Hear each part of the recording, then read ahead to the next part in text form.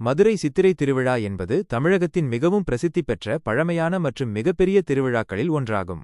சைவத்தையும் வைணவத்தையும் இணைக்கும் விதமாக இந்த விழா கொண்டாடப்படுகிறது. சுமார் 12 நாட்கள் நடைபெறும் இந்த விழாவில் லட்சக்கணக்கான பக்தர்கள் கலந்து கொள்வார்கள். விழாவின் முக்கிய அம்சங்கள்: மீனாட்சி அம்மன் திருக்கல்யாணம். இந்த விழாவின் ஒரு முக்கிய பகுதி மதுரை மீனாட்சி சுந்தரேஸ்வரர் திருக்கோவிலில் மீனாட்சி அம்மன் மற்றும் சுந்தரேஸ்வரர் திருக்கல்யாணம் ஆகும்.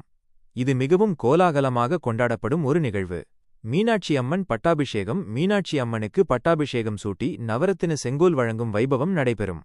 மீனாட்சி அம்மன் சுந்தரேஸ்வரர் தேரோட்டம். மீனாட்சி அம்மன் மற்றும் சுந்தரேஸ்வரர் மாசி வீதிகளில் தேரில் வலம் வந்து பக்தர்களுக்கு அருள் பாலிப்பர்.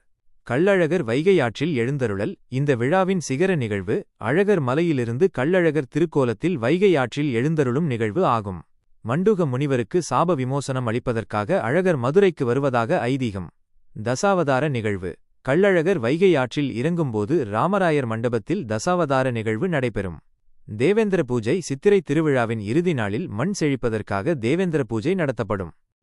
வரலாற்று பின்னணி: முன்னர் மதுரை மீனாட்சி கோவிலில் சைவர்களால் மீனாட்சி திருக்கல்யாணம் தனியாகவும், அழகர் கோவிலில் வைணவர்களால் கள்ளழகர் ஆற்றில் இறங்கும் வைபவம் தனியாகவும் கொண்டாடப்பட்டு வந்தது. திருமலை நாயக்கர் மன்னர் ஆட்சிக்காலத்தில் சைவ வைணவ ஒற்றுமையை வலியுறுத்தும் வகையில் 2 விழாக்களையும் ஒருங்கிணைத்து ஒரே விழாவாக நடத்த ஏற்பாடு செய்யப்பட்டது. அதன்படி மீனாட்சி திருக்கல்யாணத்துக்கு அழகர் வருவது போன்ற நிகழ்வுகள் சேர்க்கப்பட்டு சித்திரை திருவிழா பிரம்மாண்டமாக கொண்டாடப்பட்டு வருகிறது.